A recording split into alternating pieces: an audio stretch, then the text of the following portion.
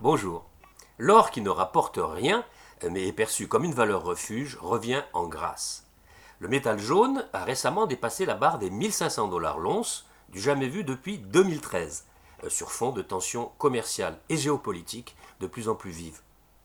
Il se stabilise actuellement aux environs de cette barre, des 1500 $ l'once, mais jusqu'où peut aller, jusqu'où peut monter la relique barbare? C'est le nom que lui donnait John Maynard Keynes à une époque où les monnaies étaient encore étalonnées sur l'or. S'il se stabilise actuellement, le métal jaune gagne 18% depuis le début de l'année. Mais attention, le gros du parcours a été fait récemment, puisqu'il gagne 12,4% sur les 3 derniers mois. Alors, un dicton boursier nous dit les arbres ne montent pas jusqu'au ciel. Mais c'est précisément le climat de tension commerciale entre les États-Unis et la Chine qui pourrait faire capoter la croissance mondiale qui déjà n'est pas très solide. Eh bien, c'est ce climat qui inquiète et attire les investisseurs vers l'or, jugé plutôt sécuritaire. D'ailleurs, un récent sondage publié dans le Figaro nous indique que 73%, presque 75% des particuliers voient en effet le métal jaune comme une valeur refuge vers laquelle se tourner en cas de crise. Et par ailleurs, les dernières statistiques publiées en août par le World Gold Council sont toutes positives pour le métal jaune, avec de nombreux niveaux records. Au deuxième trimestre, la demande a cru plus rapidement que l'offre et atteint sur le premier semestre un plus haut de 3 ans. Les achats d'or par les banques centrales ont atteint 374 tonnes au premier semestre, un plus haut depuis que le World Gold Council tient ses statistiques. Et la demande financière reste très soutenue, avec des avoirs en or des trackers qui sont au plus haut dans ce cas-là de 6 ans. Quantalis d'ailleurs vient de signaler un record historique sur les flux de fonds en or, record historique depuis 2013. Et fait non négligeable, les taux historiquement bas, voire négatifs, sur les obligations d'État font de l'or, évidemment, un bon candidat à la conservation de la valeur. Car si l'or ne rapporte rien, eh bien rien, c'est toujours mieux que moins que rien.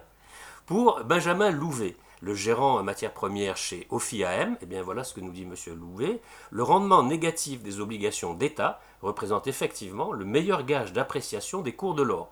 Et il est difficile d'imaginer comment les taux d'intérêt réels pourraient remonter rapidement, nous dit M. Louvet. Il ajoutait d'ailleurs dans une autre interview sur BFM Business, diffusée fin août, l'endettement des États développés ou émergents est aujourd'hui la meilleure garantie que les taux d'intérêt vont rester bas longtemps.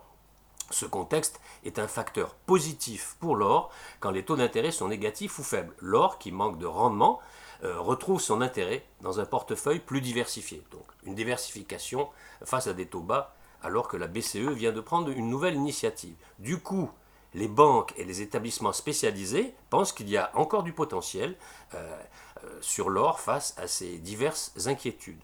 Pour le gérant spécialisé sur l'or et les ressources naturelles chez CPR, Arnaud Duplessis, la tendance haussière sur l'or est toujours d'actualité.